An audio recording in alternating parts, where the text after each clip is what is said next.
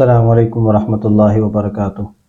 कल हमने इलस्ट्रेटर जो है उसको हमने इंटरफेस देखा था और सिंपल हमने उसमें जो सिलेक्शन टूल है वो देखा था और साथ ही हमने ये देखा था कि सिंपल एक शेप जो है वो किस तरह बना सकते हैं।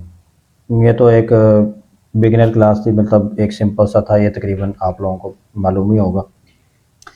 आज की क्लास में शेप के हवाले से ही थोड़ी सी चीज़ें बताऊंगा मैं, और साथ हम देखेंगे direct selection tool, simple selection tool में और डायरेक्ट सिलेक्शन टूल में क्या फ़र्क है वो भी देखेंगे हम। और उसके बाद इंशाल्लाह टाइम ने इजाज़त दी तो हम पेन टूल के बारे में भी इंशाल्लाह देखेंगे।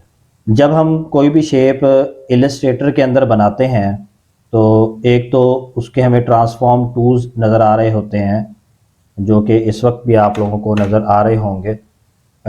यानी उसके चारों जो कॉर्नर्स हैं हमारे शेप के, उसके साइडों पे आपको ये वाइट कलर के छोटे से बॉक्सेस जो है वो नज़र आ रहे हैं।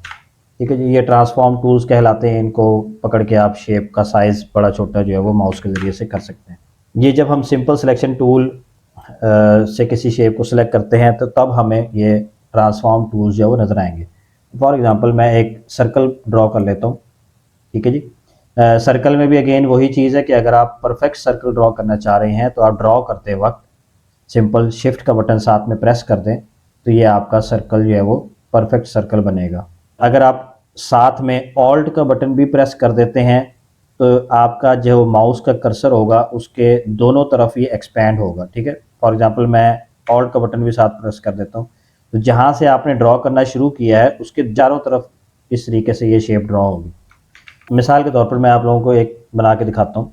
जैसे मैंने सिंपल शिफ्ट का बटन प्रेस किया तो ये मेरा सर्कल जो है वो नीचे की तरफ को ड्रॉ हो रहा है। ठीक है जी, जिस तरफ को मैं माउस लेके जा रहा हूँ।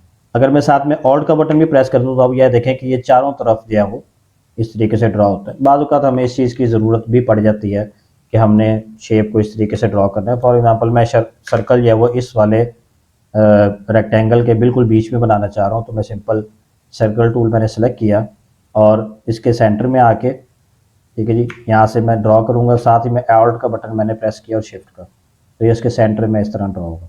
अगर ऑल्ट का बटन मैं प्रेस नहीं करता, सिर्फ शिफ्ट का बटन प्रेस करता हूँ तो ये इस तरीके से ड्रॉ होगा। ठीक है जी, तो ये मुख्तलिफ तरीके हैं हमारे पास शेप ड्रॉ करने के। एक और तरीका हमारे पास ये है कि अगर हमारे पास कोई स्पेसिफिक साइज़ है शेप का तो बजाय इसके कि हम पहले शेप बना के फिर उसका साइज़ यहाँ से सेट करें, हम सिंपल क्या कर सकते हैं कि शेप सेलेक्ट की और आर्ट बोर्ड के ऊपर आपने जस्ट क्लिक करके छोड़ देना है। तो जैसे ही आप क्लिक करके छोड़ेंगे तो ये आपके सामने एक इस तरीके से वो आपसे उसकी चौड़ाई और लंबाई पूछेगा।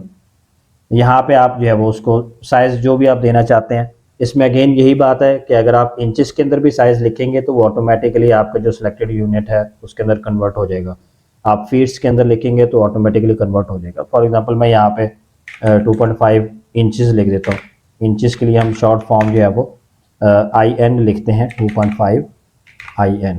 ठीक है जी, तो ये आप देखें कि उसने ऑटोमेटिकली उसको जो है वो कन्वर्ट कर दिया मिलीमीटर्स के अंदर। ठीक हो गया जी, तो ये सर्कल आपको परफेक्ट उसी साइज़ का ड्रॉ करके उसने दे दिया जिस साइज़ का आप चाह रहे थे। अब अगर आप गौर करें कि सेलेक्ट मैंने सर्कल किया हुआ है लेकिन इस सर्कल के भी आपको साइडों पे एक स्क्वायर बॉक्स नज़र आ रहा है। ठीक है, जो कि जस्ट इसके ट्रांसफॉर्म टूल्स हैं, बाउंडिंग बॉक्स भी हम इसको कहते हैं।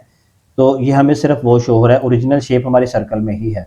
तो जब हम नॉर्मल सिलेक्शन टूल से किसी भी शेप को सिलेक्ट करेंगे तो हमें इसी तरीके से साइडों पे ब्लू कलर की लाइन जो है बाउंडिंग बॉक्स जो है वो नज़र आएगा। लेकिन अगर मैं डायरेक्ट सिलेक्शन टूल सेलेक्ट कर लेता हूँ, अब आप देखें कि मेरा वो जो बाउंडिंग बॉक्स है वो ख़त्म हो चुका है।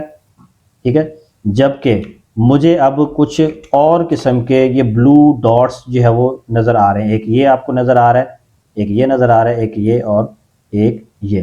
ठीक है जी, 4 ब्लू डॉट्स आपको नज़र आ रहे हैं। इसी तरह अगर मैं ऊपर वाली शेप को सिलेक्ट करता हूँ तो इसमें भी आपको चारों किनारों पर ये ब्लू कलर के जो है वो स्क्वायर बॉक्स छोटे साइज़ में आपको नज़र आ रहे होंगे। अच्छा, अब ये क्या है, जब मैं नॉर्मल सिलेक्शन टूल से किसी शेप को किनारे से पकड़ के मूव करता हूँ तो आप ये देखिए कि पूरी की पूरी शेप जो है वो मेरी चेंज होती है। ठीक है जी, लेकिन अगर मैं डायरेक्ट सिलेक्शन टूल से पकड़ के किसी एक इस पॉइंट को, अच्छा ये जो पॉइंट्स हैं हमारे, इन पॉइंट्स को हम एंकर कहते हैं, ठीक है जी। तो ये जो हमारे पास ब्लू कलर के डॉट्स नज़र आ रहे हैं चारों किनारों पर, ये इनको हम कहते हैं एंकर पॉइंट्स। अब डायरेक्ट सिलेक्शन टूल से हम हर शेप के अंदर जो एंकर पॉइंट्स मौजूद हैं हम उनको पकड़ के उनको एडजस्ट कर सकते हैं। अब फॉर एग्जांपल मैं इसको एंकर पॉइंट को पकड़ के जब मूव करूंगा तो आप देखेंगे कि मेरी शेप नीचे नहीं हो रही, बल्कि मेरा वो वाला जो पॉइंट है, बाकी शेप मेरी उधर, मतलब बाकी जो एंकर पॉइंट्स है वो वहीं के वहीं हैं, जस्ट मेरा ये वाला जो पॉइंट है इसको मैं जहां मर्जी पकड़ के लेके जाऊंगा ये वहां चला जाएगा, ठीक है जी। तो इससे आप क्या कर सकते हैं कि अपनी शेप को अपने हिसाब से मॉडिफाई कर सकते हैं, चेंज कर सकते हैं, जो भी आप शेप बनाना चाहें, ठीक है जी। तो फॉर एग्जांपल मैं इससे जो है वो एक इस तरह एक शेप बना ली, ये एक किस्म का कह लें कि आप एरो शेप बन गई है। नॉर्मल सिलेक्शन टूल से जब मैं इसको करूँगा तो ये इस तरह छोटी बड़ी होगी, ठीक है जी। अच्छा, हमने शेप को रीसाइज करने का देखा था कि हम यहाँ से नॉर्मल सिलेक्शन टूल से इस तरीके से रीसाइज कर सकते हैं अपने जो ट्रांसफॉर्म टूल्स हैं इसको पकड़ के।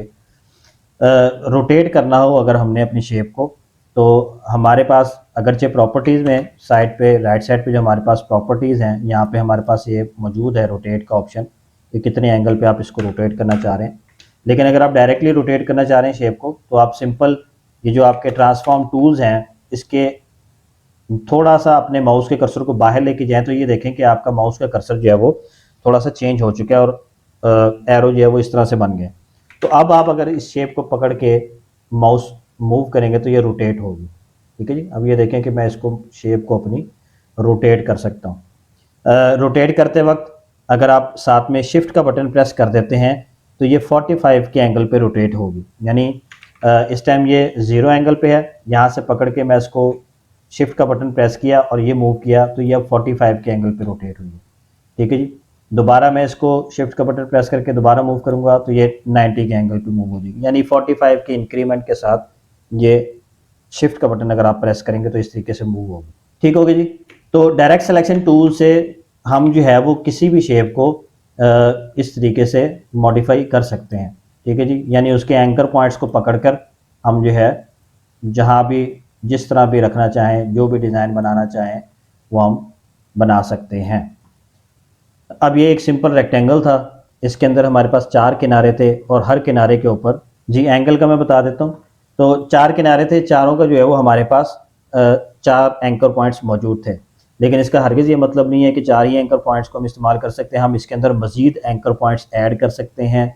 किसी एंकर पॉइंट को ख़त्म करना है, मिसाल के तौर पर मैं चाहता हूँ कि ये जो है, बल्कि मैं इसको साइड पे रख रहा हूँ, मैं स्केयर लेके आ रहा हूँ और मैं इस स्केयर को ट्राइंगल बनाना चाह रहा हूँ, तो मैं सिंपल क्या कर सकता हूँ कि ये जो एंकर पॉइंट है ये वाला, यानी 4 किनारे हैं ना इसके, मैं 3 किनारे चाहता हूँ, तो मैं सिंपल क्या कर सकता हूँ इस एंकर पॉइंट को पकड़ के इसको, यहाँ प्रॉपर्टीज़ में हमारे पास रिमूव सेलेक्टेड एंकर पॉइंट का ऑप्शन मौजूद है, तो मैं सिंपल इसको यहाँ से रिमूव कर दूँगा। अब ये देखें कि आप हमारा स्केयर जो है वो ट्राइंगल के अंदर कन्वर्ट हो चुका है, ठीक है जी। एंकर पॉइंट हम ऐड भी कर सकते हैं इसी तरह से। ऐड करने के लिए हमारे पास पेन टूल है, वो अभी हम पेन टूल की तरफ भी आते हैं तो वो मैं आप लोगों को बता दूं। अच्छा, अब इसमें हमारे पास जो इलस्ट्रेटर के 2015-16 के बाद के जो वर्जन्स हैं उसके अंदर एक और ऑप्शन उन्होंने डाली है कि जितने भी हमारे ये कॉर्नर्स हैं, अगर आप गौर करें तो जब मैं जिस भी कॉर्नर को मैं जब कभी सेलेक्ट करता हूँ तो आपको एक बीच में ये एक राउंडेड सा, यानी एक छोटा सा गोल नुक्ता नज़र आएगा। इसके ऊपर अगर आप माउस लेके जाएं तो ये आपको नीचे एक कर्व सा दिखा रहा है। इसका मतलब क्या है कि इसका मतलब ये है कि आप इस पॉइंट को पकड़ के आपका ये जो शार्प किनारा है, जो तेज़ किनारा है, इसको आप गोलाई में कन्वर्ट कर सकते हैं, ठीक है जी। तो सिंपल मैंने डायरेक्ट सिलेक्शन टूल से इस एंकर पॉइंट को सिलेक्ट किया और इस सर्कल को पकड़ के जब मैं अंदर की तरफ मूव करूंगा तो अब आप ये देखें कि ये एक एंकर पॉइंट हमारा 2 एंकर पॉइंट्स के अंदर कन्वर्ट हो चुका है और साथ ही हमारा जो कॉर्नर था, जो तीखा किनारा आप कह लें, ठीक है, वो हमारा गोलाई के अंदर कन्वर्ट हो चुका है, ठीक है। मैं तो मिसाल के तौर पर अगर मैंने एक स्केयर बनाया है और मुझे इसके किनारे जो है वो शार्प नहीं चाहिए बल्कि थोड़े से गोल किनारे चाहिए, तो मैं सिंपल इसको यहाँ से पकड़ के ऐसे इसके किनारे जो है वो गोल कर सकता हूँ, जितने आप करना चाहें। ठीक है, फुल आप कर देंगे तो ये सर्कल बन जाएगा। ठीक है जी, और थोड़ा जितना आप रखना चाहें वो आप अपने हिसाब से एडजस्ट कर सकते हैं। फॉर एग्जांपल आप जिस तरह कोई मोबाइल ऐप का आइकन बनाना चाह रहे हैं तो उसके लिए हम नॉर्मली तो इस किस्म का जो है वो स्केयर यूज़ करते हैं, राउंडेड, जो जिसके किनारे राउंडेड होते हैं। ठीक होगा जी। इंडिविजुअली भी कर सकते हैं आप। जब नॉर्मल जो सिंपल सिलेक्शन टूल है उससे आप करेंगे तो इसके सारे किनारे एक साथ मूव होंगे, राउंडेड होंगे। अगर आप डायरेक्ट सिलेक्शन टूल ले लेते हैं तो आप इसमें से किसी एक किनारे को मूव करना चाहते हैं तो आप वो भी मूव कर सकते हैं। ठीक है, फॉर एग्जांपल मैं इसको शार्प रखना चाह रहा हूँ और ये जो नीचे वाले हैं इसको भी मैं शार्प रखना चाह रहा हूँ, इसको और इसको मैं थोड़ा सा ज़्यादा गुलाई भी करना चाह रहा हूँ। ठीक है जी, एक लीव की शेप बन गई है। अच्छा, दोनों को सिलेक्ट करने का तरीका क्या है? मिसाल के तौर पर मैं इसको और नीचे वाले को सिलेक्ट करना चाह रहा हूँ तो इसको मैंने सेलेक्ट किया, शिफ्ट का बटन प्रेस करके आप नीचे वाले को सिलेक्ट करें तो ये दोनों आपके जो है वो सिलेक्ट हो जाएंगी। ठीक है जी, एंकर पॉइंट्स। उसके बाद आप इसको अपने हिसाब से जो है वो इस तरीके से एडजस्ट कर सकते हैं। तो एक इस तरीके से आप जो है वो डायरेक्ट सिलेक्शन टूल का इस्तेमाल इजीली जो है वो कर सकते हैं। डायरेक्ट सिलेक्शन टूल के हवाले से कोई अगर सवाल ज़हन में है तो वो पूछ लें। नेक्स्ट हम मूव करते हैं अपने पेन टूल की तरफ। अगर चीज़ें क्लियर हैं तभी बता दें। मुझे लगता है क्लास में आके सो जाते हैं, मैं लोरी तो नहीं सुना रहा, क्लास ले रहा हूँ। मैसेज करके बता दिया करें मुझे ताकि पता लग जाए आप लोग एक्टिव हैं। जी, एंगल का बताया तो प्रैक्टिस के बाद ही क्लियर होगा। यस सर, चलें ठीक है जी। एंगल यानी आपने कोई भी चीज़ बनाई है, जब आप उसको रोटेट करते हैं अपने माउस से, यानी प्रॉपर्टीज़ में जाके रोटेट नहीं कर रहे आप उसको, मैं स्केयर बना रहा हूँ और सिंपल इसको मैं रोटेट, तो जब वैसे रोटेट करते हैं तो ये आप इसको किसी भी पॉइंट पे जाके रोटेट कर सकते हैं। ठीक है जी, बड़ा माइन्यूटली भी आप इसको रोटेट कर सकते हैं। लेकिन अगर आप साथ में शिफ्ट का बटन प्रेस कर देते हैं रोटेट करते वक्त, अभी मैंने माउस का बटन छोड़ा नहीं है, दबा के रखा हुआ है, तो मैं शिफ्ट का बटन अगर प्रेस करता हूँ तो आप ये देखें कि ये 45 के एंगल पे रोटेट होगा, मतलब 45 के इंक्रीमेंट के साथ, कि अगर इधर मैं करूँगा तो ये 45 के एंगल पे रोटेट हो रहा है। ठीक है जी, बल्कि मैं इसको स्क्वायर की बजाय मैं रेक्टेंगल बना के आप लोगों को दिखाऊँ। ठीक है जी, फॉर एग्जांपल ये है तो इसको मैं रोटेट करूँगा, वैसे रोटेट करते वक्त ऐसे रोटेट होगा। शिफ्ट का बटन प्रेस किया तो ये 45 के एंगल पे, फिर 90, फिर इस तरफ को, फिर 180 और एंड सो ऑन, यानी इस एंगल पे जो आप इसको मूव कर सकते हैं, यानी 45 के इंक्रीमेंट के साथ। बीच में आपने 30 के एंगल पे रखना है तो उसके लिए फिर आप प्रॉपर्टीज़ का पैनल जो है वो ये यहाँ से यूज़ कर सकते हैं। ठीक होगी जी, क्लियर होगी ये चीज़। उसके बाद हमारे पास है पेन टूल। पेन टूल नाम से ही जाहिर है कि जैसे हमारे पास एक पेन है या पेंसिल होती है, हम कोई भी चीज़ ड्रॉ कर सकते हैं, लेकिन थोड़ा सा डिफरेंट है। एक इसमें पेंसिल टूल भी मौजूद है लेकिन पेन टूल उससे थोड़ा सा डिफरेंट है। अभी मैंने आप लोगों को शेप के अंदर दिखाया कि शेप के अंदर जो है वो एंकर पॉइंट्स मौजूद होते हैं। तो पेन टूल क्या करता है? Pen tool anchor points create करता है। ठीक है जी, जितने भी एंकर पॉइंट्स आप क्रिएट करना चाहते हैं वो आपको क्रिएट करके दे देगा। यानी आप कोई कॉम्प्लिकेटेड शेप बनाना चाह रहे हैं या कोई अपनी मर्ज़ी की शेप बनाना चाह रहे हैं तो वो आप बना सकते हैं। तो सिंपल हमारे पास ये पेन टूल यहाँ पर मौजूद है। टूल बार के अंदर शॉर्टकट कीज़ की जो पी है, कीबोर्ड से आप सिंपल पी अगर प्रेस करेंगे तो पेन टूल आपका सिलेक्ट हो जाएगा। तो पेन टूल आया, अब आपने क्या करना है, सिंपल किसी भी जगह पे क्लिक कर देना है। जैसे मैं किसी जगह पे क्लिक करूँगा एक एंकर जो है वो यहाँ पे ऐड हो चुका है। अब मैं अपना माउस मूव करूँगा तो आप ये देखें कि इसके साथ एक लाइन आ रही है। इसका मतलब क्या है कि मैं अब किसी और जगह पे क्लिक करूँगा तो एक लाइन जो है वो ड्रॉ हो जाएगी। ठीक है जी, ये लाइन ड्रॉ हो गई। अब मैं कहीं और क्लिक करूँगा तो एक और लाइन ड्रॉ हो जाएगी, साथ ही ये शेप बनना शुरू हो गई है। ठीक है जी, अब यहाँ से चूँकि मैंने फिल कलर भी इसको रेड दिया हुआ है, मैं फिल कलर इसका ख़त्म कर रहा हूँ और आउटलाइन कलर मैं इसका जो है वो रेड कर रहा हूँ ताकि आप लोगों को सही तरह नज़र आ सके। ठीक है जी, अब मुझे कोई भी शेप चाहिए, मैं फॉर एग्ज़ाम्पल मैं एक बड़ी अजीब सी शेप बना रहा हूँ। ठीक है जी, ये एक शेप मैंने बना ली। अब जब मैं इस पेन को वापस अपने पहले पॉइंट पे लेके जाऊंगा तो आप ये देखें कि इसके साथ एक छोटा सा सर्कल बना हुआ आ रहा है।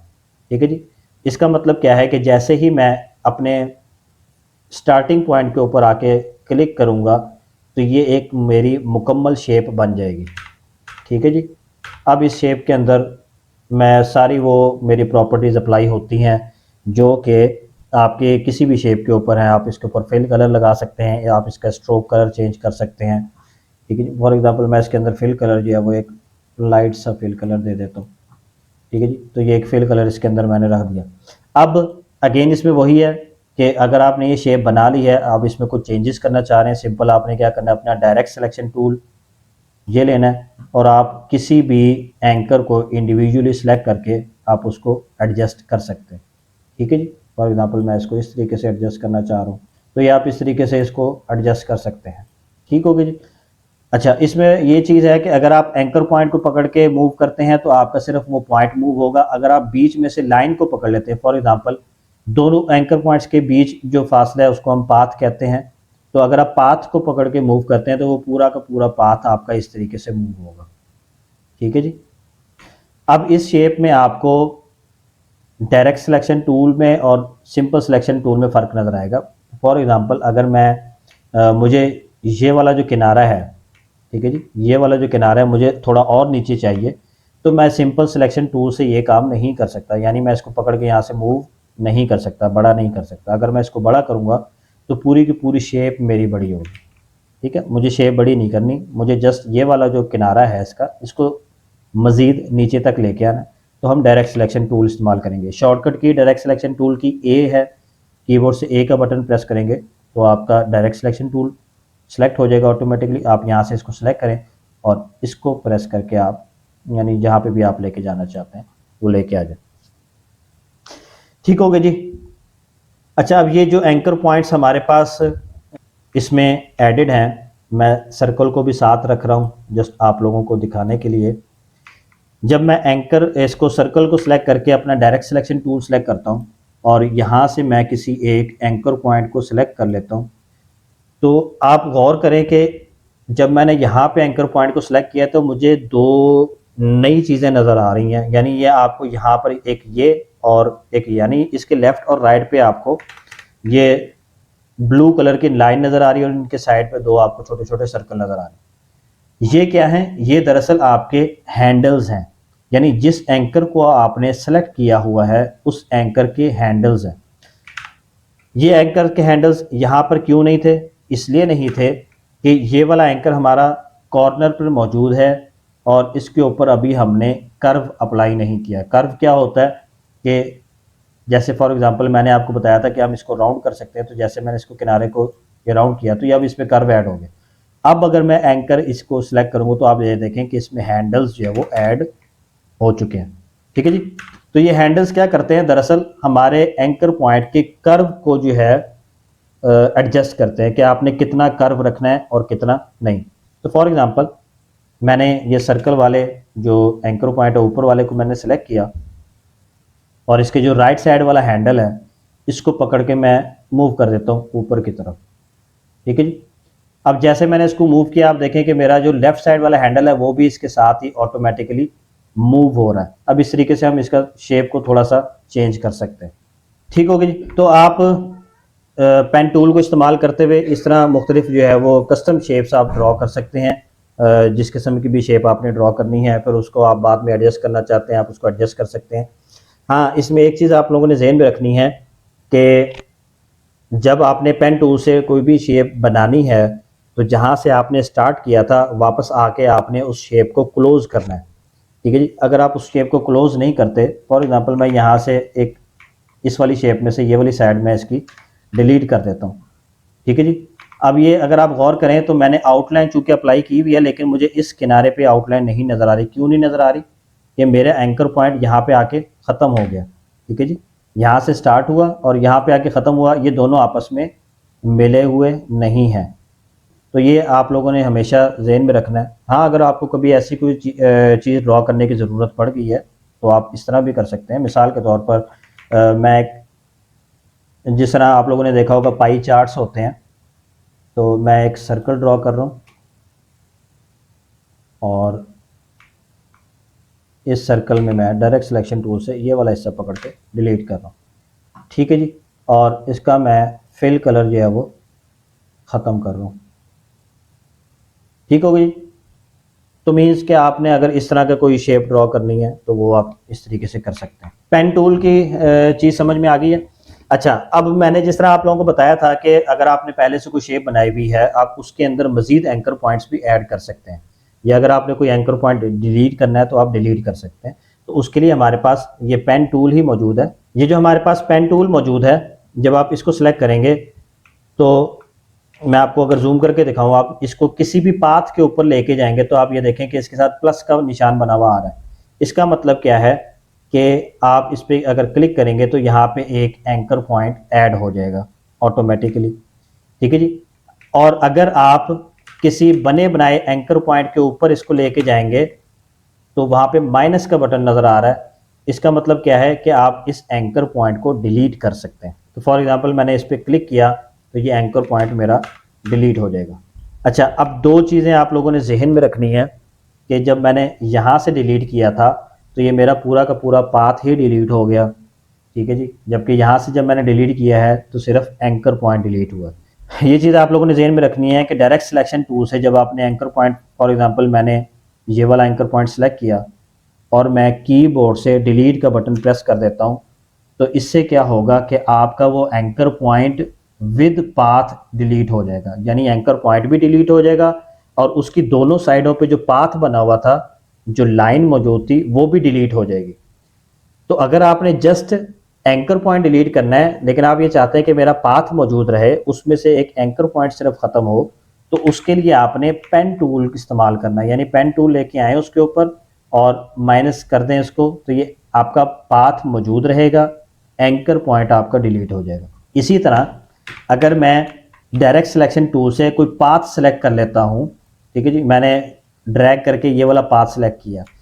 पाथ का मतलब क्या है कि इस एंकर पॉइंट, यानी ये जो ऊपर वाला एंकर पॉइंट है, इसके और इसके बीच में जो रास्ता है, ये पाथ है मेरा।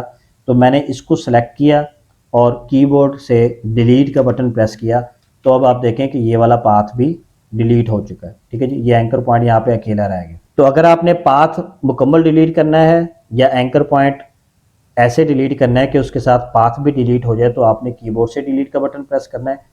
लेकिन अगर आप ये चाहते हैं कि सिर्फ एंकर पॉइंट डिलीट हो, उसका पाथ डिलीट ना हो, लाइन वैसे की वैसे ही रहे, तो आपने पेन टूल का इस्तेमाल करना है। मैं इसको आप लोगों को ज़रा और आसान तरीके से दोनों को कंपेयर करके दिखा देता हूँ। मैं दो सर्कल और ड्रॉ कर रहा हूँ, एक ये मैंने बनाया, एक इसी की मैं कॉपी ले रहा हूँ। डायरेक्ट सिलेक्शन टूल से मैंने इसका जो है वो ये वाला एंकर पॉइंट सेलेक्ट किया और कीबोर्ड से मैं डिलीट का बटन प्रेस किया। तो आप देखें कि उस एंकर पॉइंट के दोनों तरफ, यानी लेफ्ट और राइट या ऊपर नीचे दोनों साइडों पे जो पाथ था वो भी डिलीट हो गया। नीचे मैं क्या कर रहा हूँ कि नीचे वाला एंकर पॉइंट में सेलेक्ट करके पेन टूल से इसको मैं ख़त्म कर रहा हूँ, माइनस कर रहा हूँ, ठीक है जी।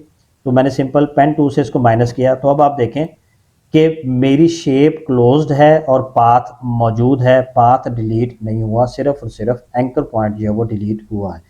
तो ये बेसिक डिफरेंस है कि जब आप एंकर पॉइंट को डिलीट करते हैं तो वो किस तरीके से करते हैं। इसकी समझ आ गई है, क्लियर हो गई ये चीज़, एंकर पॉइंट की, पाथ की, हैंडल्स की।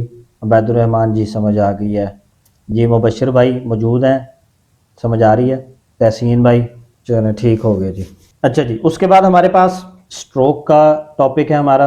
जैसा कि मैंने कल की क्लास में बताया था कि एडोबी के जितने भी सॉफ्टवेयर हैं उसमें आउटलाइन को हम स्ट्रोक का नाम देते हैं। तो स्ट्रोक का हमारे पास टॉपिक, अगला जो टॉपिक है स्ट्रोक का है। स्ट्रोक आउटलाइन को कहते हैं। किसी भी शेप के ऊपर आप स्ट्रोक जो है वो अप्लाई कर सकते हैं। शेप के ऊपर, टेक्स्ट के ऊपर, जो भी चीज़ आप यहाँ पे बना रहे हैं, जो भी ऑब्जेक्ट बना रहे हैं, उसके ऊपर आप स्ट्रोक अप्लाई कर सकते हैं। तो जैसे ये एक सर्कल है, इस पर जो है वो स्ट्रोक है और फिल कलर है। तो हम स्ट्रोक के लिए समझाने के लिए मैं एक लाइन शेप ले रहा हूँ, लाइन टूल, ठीक है जी। लाइन सेगमेंट टूल है हमारे पास और सिंपल एक मैं लाइन ड्रॉ कर रहा हूँ। अच्छा, लाइन ड्रॉ करते वक्त भी आपके पास शिफ्ट का बटन जो है वो काम आएगा। ये जो आपका लेफ्ट हैंड है ना, जरा खब्बा हाथ था, ये आपका जो है वो इस्तेमाल होता रहेगा, ठीक है जी। कभी शिफ्ट का बटन प्रेस करना है, कभी ऑल्ट का बटन, कभी कंट्रोल का बटन। तो अगर आपने बिल्कुल स्ट्रेट लाइन ड्रॉ करनी है तो शिफ्ट का बटन प्रेस करें, माउस का कर्सर आप जिधर मर्जी ले जाएं, आपकी लाइन सीधी रहेगी, ठीक है जी। ये देखें, मैं माउस को अपने मूव कर रहा हूँ तो ये बिल्कुल सीधी लाइन ड्रॉ हो रही है। ठीक है जी। इसी तरह अगर आप 45 के एंगल पे आप ड्रॉ करना चाह रहे हैं तो सीधी एक 45 के एंगल पे ड्रॉ होगी। इसी तरह नीचे को ड्रॉ करना चाह रहे हैं या ऊपर को स्ट्रेट लाइन, तो ये शिफ्ट का बटन आपके इस तरीके से काम आएगा। तो मैंने एक ये लाइन ड्रॉ की। अब यहाँ पे हमारे पास स्ट्रोक के अंदर कुछ प्रॉपर्टीज़ मौजूद हैं, वो मैं आप लोगों को बता देता हूँ। राइट साइड पे हमारे पास जो प्रॉपर्टीज़ का पैनल है इसमें स्ट्रोक का ये ऑप्शन मौजूद है।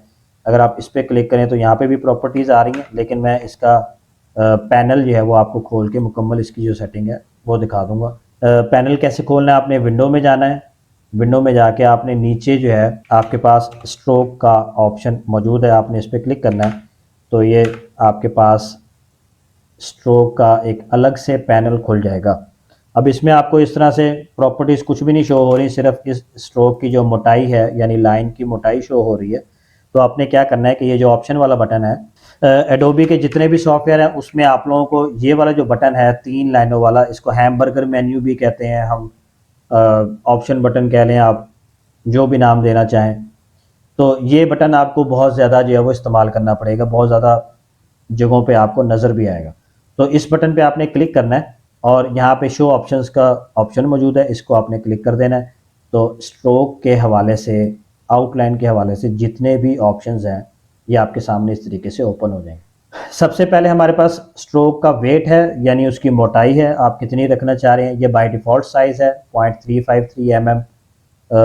आप इसको जितना भी रखना चाह रहे हैं आप ड्रॉप डाउन मेन्यू से सिलेक्ट कर सकते हैं। अगर आपने कोई अपनी मर्ज़ी की यहाँ पे कोई वैल्यू देनी है तो आप वो भी लिख सकते हैं। इसमें भी फिर वही बात है कि अगर आप वैल्यू को इंचज़ में देनी है, सेंटीमीटर में देनी है, फीट्स में देनी है, आप किसी जिस मर्ज़ी यूनिट के अंदर लिख दें वो वैल्यू आपकी ऑटोमेटिकली मिलीमीटर्स के अंदर कन्वर्ट हो जाएगी। ठीक है जी। तो मुझे इसकी जो है वो मोटाई मैं इसको ज़रा 5 mm कर रहा हूँ। ठीक है जी। काफ़ी ज़्यादा मैंने इसको जो है वो वेट मोटा इसका कर दिया। मैं इसी की एक और कॉपी बना रहा हूँ। कॉपी बनाते वक्त जब हम ऑल्ट का बटन प्रेस करके शेप की कॉपी बनाते हैं, तो फॉर एग्जांपल जैसे मैंने इसकी कॉपी बनाई, अब मैं चाहता हूँ कि इसके बीच में इसी तरह स्ट्रेट उसी जगह पे रहे, तो शिफ्ट का बटन आपने फिर प्रेस करना है। तो ये आप माउस का कर्सर अगर आपका मूव भी होता है थोड़ा बहुत, तो ये आपका जो आपकी शेप है वो स्ट्रेट लाइन में ही मौजूद रहेगी। उसके बाद आपको अगर इसकी मज़ीद कॉपीज़ चाहिए नीचे, तो ये मैंने ऑल्ट का बटन प्रेस करके इसकी कॉपी ली थी। अब मैं अगर कंट्रोल डी प्रेस करूं तो इसकी मज़ीद कॉपी बन जाएगी। अब मुझे और कॉपियाँ चाहिए तो मैं कंट्रोल डी प्रेस करता जाऊंगा, तो सेम उतने ही फासले पे, जितने फासले पे मैंने इसकी कॉपी ली थी उतने ही फासले पे इसकी जो है वो इस तरह कॉपीज़ बनती जाएंगी। जितनी आप लेना चाहते हैं कॉपीज़ उतनी आप इसकी कॉपीज़ जो है वो बना सकते हैं, यानी कंट्रोल डी प्रेस करते जाएँ उतनी इसकी कॉपीज़ जो है वो बनती जाएंगी। ठीक है जी। मुझे इतनी ज़्यादा कॉपीज़ अभी फ़िलहाल नहीं चाहिए, मुझे इसकी जो 4 कॉपीज़ चाहिए फ़िलहाल, मैं बाकी डिलीट कर रहा हूँ। बल्कि मैं इनको थोड़ा सा फैला दूँ, मैं इनका साइज़ थोड़ा सा और मज़ीद जो है वो इसकी विड्थ करना चाह रहा हूँ, मैं 15 mm कर रहा हूँ। ठीक है जी। 2-3 जो स्ट्रोक के हवाले से जो चीज़ें हैं वो मैं आपको समझाना चाह रहा हूँ आप लोगों को। सबसे पहला मैंने स्ट्रोक सेलेक्ट किया, ये बाय डिफ़ॉल्ट सेटिंग है इसके ऊपर, जस्ट मैंने इसकी मोटाई जो है वो इंक्रीज़ की है। अगर आप स्ट्रोक के पैनल्स पे आएँ तो यहाँ पे आपको 3 किस्म की प्रॉपर्टीज़ स्ट्रोक के हवाले से मिल रही हैं। सबसे पहले नंबर पे है कैप। कैप मींस कि आपके स्ट्रोक का जो किनारा है वो आपको किस तरह से शो हो। बाय डिफ़ॉल्ट जो है वो स्केल्ड कैप होता है, इसको हम बट कैप कहते हैं। दूसरे नंबर पे हमारे पास है राउंडेड कैप, यानी आपका किनारा जो है वो गोलाई में आ जाएगा। और तीसरे नंबर पे ये भी बट कैप ही है, लेकिन इसमें क्या होगा कि आपका एंकर पॉइंट जो है वो आपके किनारे से थोड़ा सा अंदर की तरफ होगा। इसमें और बट कैप में कुछ ज़्यादा फ़र्क नहीं है। मैं आप लोगों को समझा देता हूँ। मैं इनका कलर जो है वो थोड़ा सा हल्का करूँ ताकि मुझे ब्लू जो है लाइन उसके ऊपर नज़र आ सके। ठीक है जी। मैंने पहले वाले को मैं एज इट इज़ रहने दे रहा हूँ, नीचे वाला मैंने सेलेक्ट किया और इस पर मैंने प्रॉपर्टीज़ अप्लाई कर दी राउंडेड। ठीक है जी। अब आप देखें कि इसका किनारा जो है वो राउंड हो चुका है। इसी तरह नीचे वाले को सिलेक्ट किया और इसको मैंने अप्लाई कर दिया प्रोजेक्टिंग कैप। ठीक है जी। अब इन तीनों में फ़र्क समझें। पहले दोनों में तो आपको फ़र्क वाज़ेह नज़र आ रहा है कि ये जी इसके किनारे जो हैं वो स्क्वेयर्ड हैं और इसके किनारे जो हैं वो राउंडेड हैं। इसमें और ऊपर वाले में क्या फ़र्क है, अगर आप गौर करें तो दोनों की लेंथ जो है वो पाथ की सेम है, यानी दोनों का पाथ जो है वो यहाँ तक है। ठीक है जी, इसका पाथ भी यहाँ पे ख़त्म हो रहा है, इसका पाथ भी यहाँ पे ख़त्म हो रहा है। और अगर मैं आप लोगों को ऊपर प्रॉपर्टीज़ के पैनल में दिखाऊँ, मैंने ये नीचे वाला स्ट्रोक सेलेक्ट किया, यहाँ पे साइड पे प्रॉपर्टीज़ में देखें तो इसका साइज़ कितना है जी, 154.641 mm। ठीक हो गया जी। इसी तरह अगर मैं ऊपर वाले को सिलेक्ट करता हूँ, इसका अगर आप साइज़ देखें तो इसका भी साइज़ सेम है। फ़र्क सिर्फ क्यों आ रहा है कि इसका जो एंकर है वो किनारे के साथ है, इस वाले में जो एंकर है हमारा वो किनारे से अंदर है। ठीक है, ये थोड़ा बहुत इसका फ़र्क है। मुझे तो अभी तक इसका ऐसा कोई समझ नहीं आया कि इसका स्पेसिफ़िकली इस्तेमाल क्या है। बहरहाल ये आप लोगों की क्रिएटिविटी पे है कि आप लोग इसको किस तरीके से इस्तेमाल कर सकते हैं। उसके बाद नीचे हमारे पास जो ऑप्शन है वो कॉर्नर्स का है। कॉर्नर्स का ऑप्शन आप लोगों को समझाने के लिए मैं एक सिंपल स्क्वायर बना लेता हूँ। ठीक है जी, एक मैंने स्क्वायर बनाया, इसकी मैं 5 mm मोटाई 5 mm कर रहा हूँ, इसकी मैं 3 कॉपीज़ ले रहा हूँ। ठीक है जी। अब हमारे पास जो कॉर्नर्स हैं वो भी 3 किस्म के हैं। एक कॉर्नर हमारे पास सिंपल है, स्क्वेयर्ड कॉर्नर है, इसको हम मीटर जॉइन कहते हैं। दूसरे नंबर पे हमारे पास कॉर्नर है राउंड जॉइन है, तीसरे नंबर पे बेवल जॉइन है। ठीक है जी, मैं तीनों अप्लाई करके आप लोगों को दिखा देता हूँ। पहले वाले पे वही है, दूसरे वाले पे मैंने राउंडेड कॉर्नर कर दिया और चौथे वाले पे मैंने बेवल कर दिया। तो ये आप लोगों को अब इसमें फ़र्क महसूस नज़र आ रहा होगा कि किनारों में क्या फ़र्क है। ठीक है जी, यानी इस पे राउंडेड अप्लाई किया तो इसके किनारे जो है वो गोल हो चुके हैं, इस पे मैंने बेवल अप्लाई किया तो इसका किनारा जो है वो जिस तरह कट ऑफ किया होता है उस तरह आ गया, और जो सिंपल है हमारा वो इस तरीके से स्क्वेयर्ड है। इनका हम बहुत ज़्यादा इस्तेमाल करते हैं डिफरेंट ऑप्शंस में, ख़ास तौर पे जब हम टेक्स्ट के ऊपर आउटलाइन अप्लाई करते हैं, स्ट्रोक अप्लाई करते हैं, तब हमें इन तीनों का फ़र्क जो है वो महसूस होगा अच्छे तरीके से। वो जब हमारी टेक्स्ट वाली क्लास होगी उसमें हम इंशाल्लाह देखेंगे। ठीक है जी, तो ये हमारे इससे रिलेटेड थी चीज़ें। फिर मैं एक सिंपल जो हमारे पास तीसरा ऑप्शन है स्ट्रोक का, तीसरे नंबर पे हमारे पास स्ट्रोक में जो ऑप्शन है वो है align stroke. Normally by default centre line होता है हमारा स्ट्रोक, आप इसको बाहर की तरफ या अंदर की तरफ भी रख सकते हैं और बाहर की तरफ भी। अब इन चीज़ों में क्या फ़र्क है वो मैं आप लोगों को दिखा देता हूँ। तो फॉर एग्ज़ाम्पल मैंने ये वाला स्क्वायर जो है वो सिलेक्ट किया और इस पर मैं जो है वो अलाइन स्ट्रोक ये वाला अप्लाई कर दिया। ठीक है जी, आगे वाला मैंने स्क्वायर सेलेक्ट किया और इस पर मैंने अलाइन स्ट्रोक जो है वो आउटसाइड वाला अप्लाई कर दिया। अब ये देखें, आप लोग गौर करें तो मैंने साइज़ बिल्कुल भी चेंज नहीं किया, स्क्वायर्स का साइज़ सेम वही है, मैंने उसी की कॉपी दी थी आपके सामने। जस्ट मैंने उनके स्ट्रोक की अलाइनमेंट चेंज की है जिसकी वजह से उनका साइज़ आपको चेंज नज़र आ रहा है। अब इसमें फ़र्क क्या है, गौर कीजिएगा कि जब मैं पहले वाले स्क्वायर को सिलेक्ट करके इसका स्ट्रोक का साइज़ मैं इंक्रीज़ करता हूँ तो ये दोनों तरफ को इंक्रीज़ होगा, यानी अंदर की तरफ को भी और बाहर की तरफ को भी। तो ये फॉर एग्जांपल मैं इसको इंक्रीज़ कर रहा हूँ। ठीक है जी, आप ये देखें कि बाहर की तरफ को भी इंक्रीज़ हो रहा है और अंदर की तरफ को भी। लेकिन अगर मैं इस वाले को पकड़ के सिलेक्ट करके इसका मैं स्ट्रोक का साइज़ इंक्रीज़ करता हूँ तो इसका साइज़ सिर्फ अंदर की तरफ को इंक्रीज़ होगा। ठीक है जी, फॉर एग्जांपल मैं इसका वेट बढ़ा देता हूँ तो ये अंदर की तरफ इंक्रीज़ हो रहा है। ठीक है जी, बाहर की तरफ नहीं होगा। इसी तरह ये वाला जो हमारे पास स्क्वायर है, अगर मैं इसका स्ट्रोक का साइज़ बढ़ा देता हूँ तो ये बाहर की तरफ को इंक्रीज़ होगा, अंदर की तरफ को इंक्रीज़ नहीं होगा। ठीक है, तो ये हमारे पास 3 डिफरेंट तरीके हैं स्ट्रोक लगाने के। इनका भी बहुत एक अच्छा इस्तेमाल है, फिर वही कि स्पेसिफ़िकली टेक्स्ट के हवाले से भी और वैसे भी, वो हम आहिस्ता-आहिस्ता जो चीज़ें हमारी जैसे-जैसे आगे जाएँगी तो मैं इंशाल्लाह वो भी आप लोगों को दिखा दूँगा। ठीक हो गया जी, यहाँ तक चीज़ें क्लियर हो गई हैं सबको? कोई चीज़ ऐसी जो समझ में ना आई हो? मुबशिर भाई, आपको कैनवा में और इसमें थोड़ा सा फ़र्क महसूस होना शुरू हो गया कि नहीं? माइक ऑन कर सकते हैं अगर आप मौजूद हैं। ठीक है जी, आज की क्लास हमारी यहीं तक थी। आज की आप लोगों की असाइनमेंट ये है कि आपने पेन टूल को इस्तेमाल करते हुए सिंपल सी कोई भी शेप बनानी। जिस तरह मैंने ये अजीबो-गरीब सी शेप बनाई है, आपने अजीबो-गरीब सी शेप नहीं बनानी, आपने कोई स्पेसिफिक कोई भी शेप बना लें, वो आप लोगों की मर्ज़ी है। मतलब सर्कल, रेक्टेंगल और स्क्वायर से डिफरेंट होनी चाहिए। ठीक है जी, और उसके ऊपर स्ट्रोक आपने अप्लाई करना है 5 mm का। कलर्स आप लोगों ने अपनी मर्ज़ी के रख लेने हैं। ये आप लोगों की असाइनमेंट नंबर 2 है। तो ये आप लोगों ने कल जो है, कल की क्लास से पहले सबमिट करवा लूँगी। ठीक हो गई जी। आज की हमारी क्लास यहीं तक थी। कल को इंशाल्लाह फिर मुलाकात होगी। कल तक की इजाज़त दीजिए। अल्लाह हाफ़िज़। अस्सलामु अलैकुम व रहमतुल्लाहि व बरकातहू।